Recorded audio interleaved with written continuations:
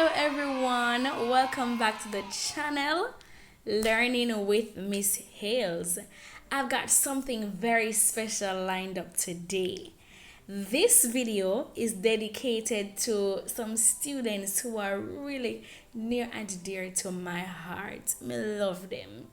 They are the grade 5 students at the DuPont Primary and Infant School. So I was asked to do a workshop with you guys. However, it's not possible. So because I love you guys so much, I decided to do a video presentation.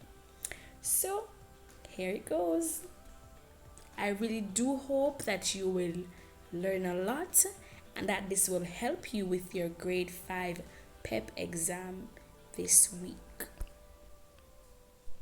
Okay, so before we begin, let's do a quick little icebreaker. Let's go. I want you guys to stand. Come on now, stand. Stand to your feet. Stand. Everyone, Aquisha, don't be stush. Stand, everyone. Stand up. Let's go. Stand. And I want you guys to jump as fast as you can. Jump, my man. Come on, let's go. Jump as fast as you can. Jump. Don't stop jumping, guys. Keep jumping. Go. Jump. All right, you can stop jumping now. Stop jumping. All right. Hey, Mr. Stop. Okay, let's go. All right. Now, how do you guys feel? How are you feeling right now? All right, Janaya said that she's feeling tired. Okay. All right. So most persons are feeling tired. Why are you feeling so tired? Because you were jumping. Yeah, we know that. But because you are jumping, you just get tired, so why are you so tired? What has caused you to become tired? All right. So I hear somebody saying that they use some of their energy and they're running out of energy. All right, good. I love that word, energy. In today's lesson, we'll be talking about energy. But before I ask you my next question, repeat after me. I am at school today. I am here to learn and not just play. What I learn is up to me. I determine what I will be. All right, good.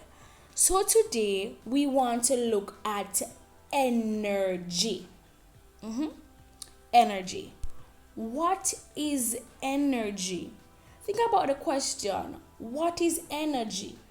So just now, you were jumping. Then you got tired. And you're saying that you ran out of energy. You are using up your energy. What is that energy? Let me see if I have any smart person here. Okay, good. So energy is the ability to do work. Right? So just now, you started to jump. Why were you able to jump? Correct. So you were able to jump because you had energy. So the very fact that you have some energy, you were able to do some work, which was the jumping. So the jumping was the work that you were doing, and you could do that because you had energy. Now, why do we need energy? We use energy in different ways every day. And just now we used energy by jumping, right?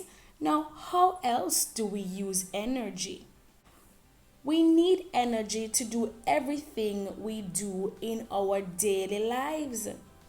At school, we read books, don't we? When it's lunchtime, we are out and we're playing.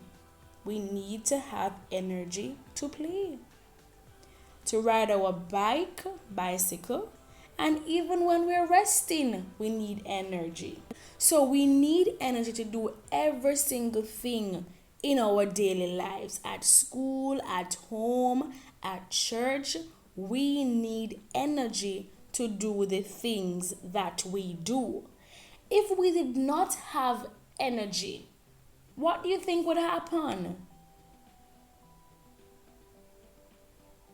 Right, we wouldn't be able to do anything because energy is the ability to do work. So without energy, can work be done? And guess what?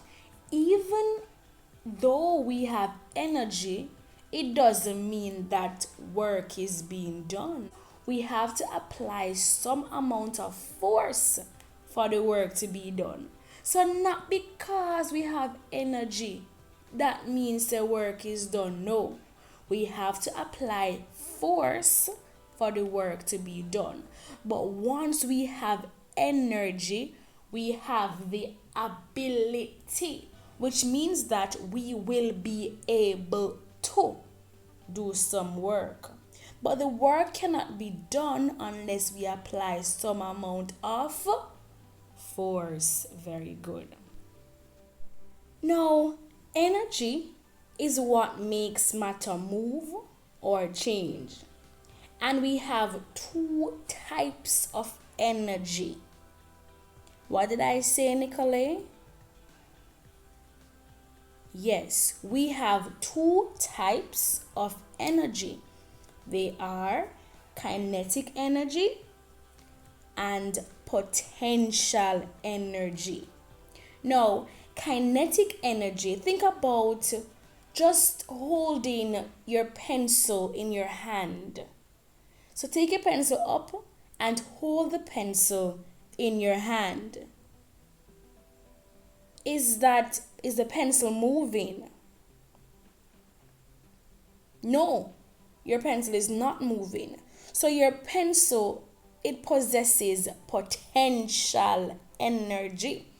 That is energy that is stored for later use. Potential energy is the energy that a body possesses because of its position or state. So it is not moving. It is just in one fixed position. We call that potential energy. Can somebody give me an example of potential energy? Go ahead, Alex.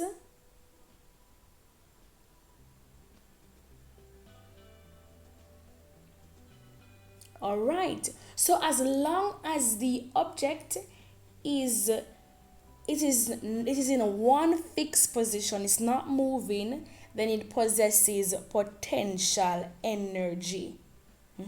It has the potential to do work, but it is not in that state. The energy is stored for later use. While kinetic energy is energy of motion, energy that comes from movement. So this energy comes from movement. So when there is some amount of movement, then we have kinetic energy. So if I have the pencil in my hand and then I now drop the pencil on the ground or on my desk, that is where the kinetic energy comes into play. Can someone else give me an example of kinetic energy? Go ahead, Michaela.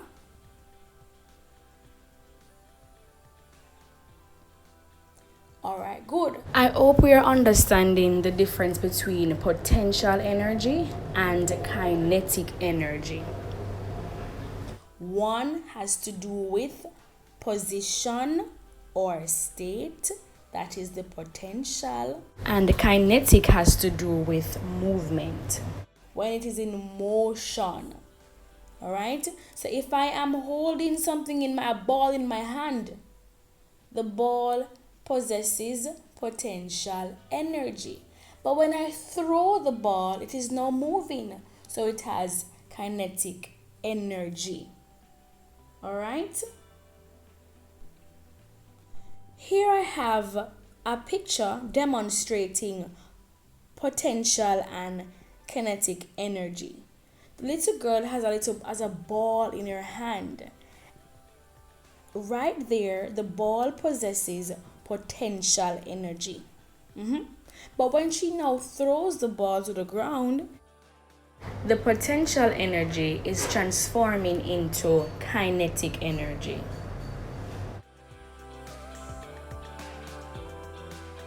We are seeing here that potential energy is transforming into kinetic energy.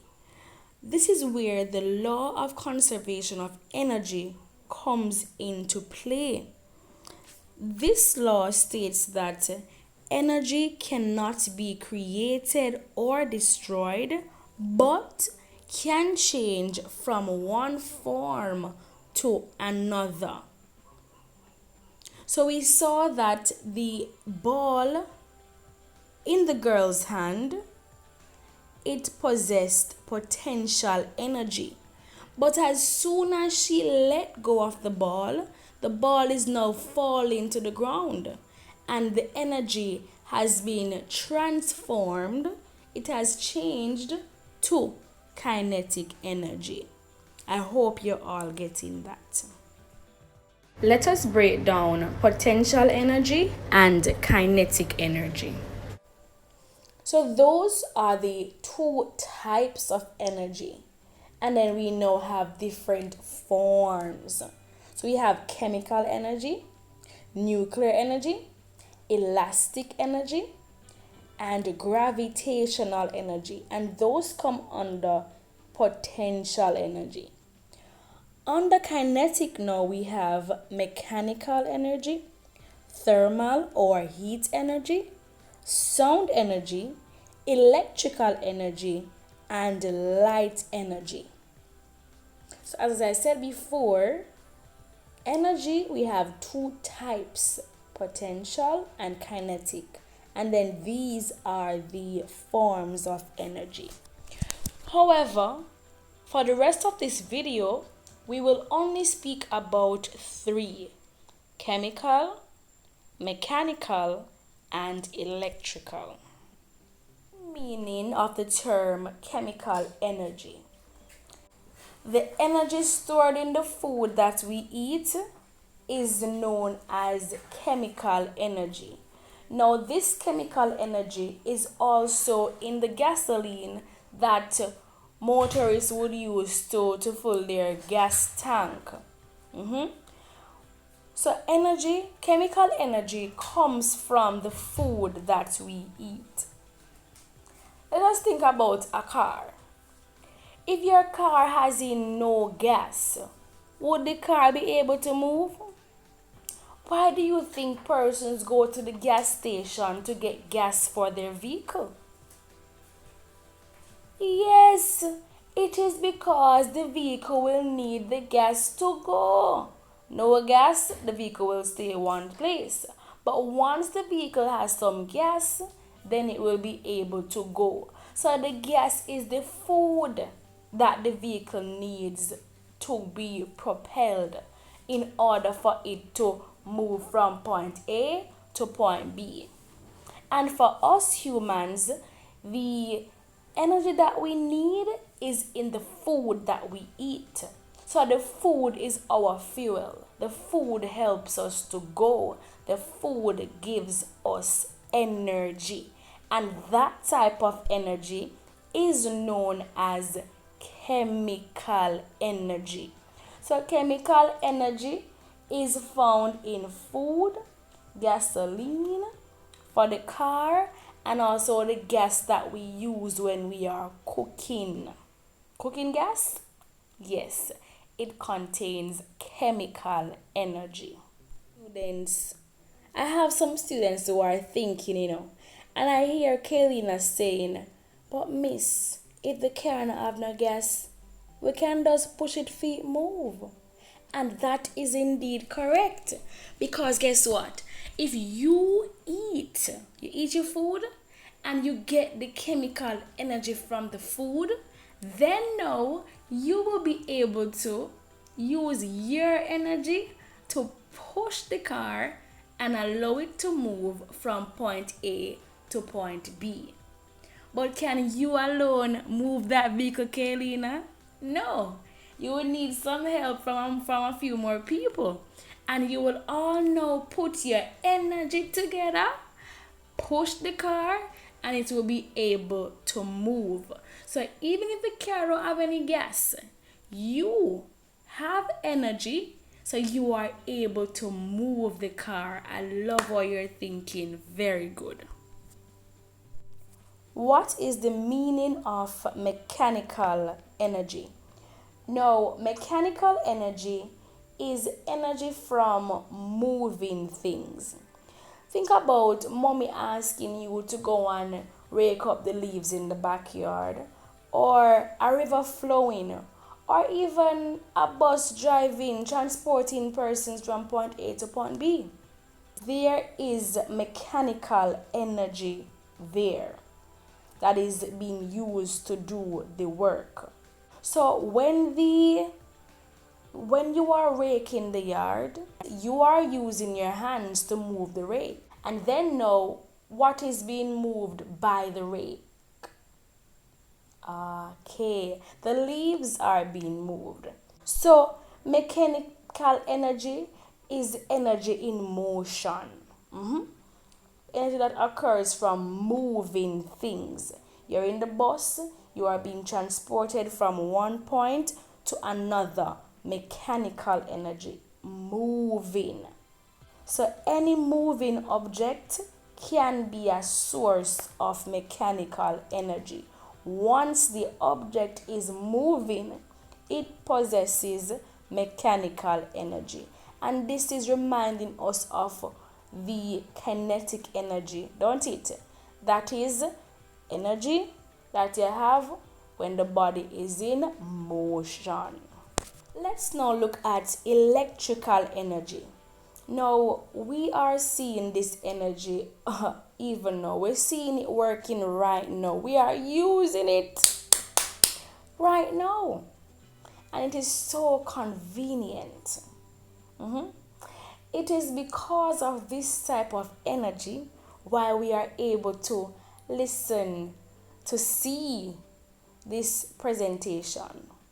Why we're not saying, miss me hot in a man, miss me hot, right? Because what? We have the lights, we have fans, we are able to plug in the computer.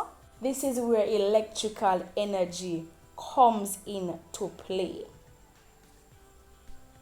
Now, where does electrical energy come from? Think about a flashlight. You need to use the flashlight to what? To see. Very good. Thank you, Anika. You need the flashlight to see. But can you just take it up and you just start see? No. You need to put what inside it. Alright. So you need an electrical source of energy.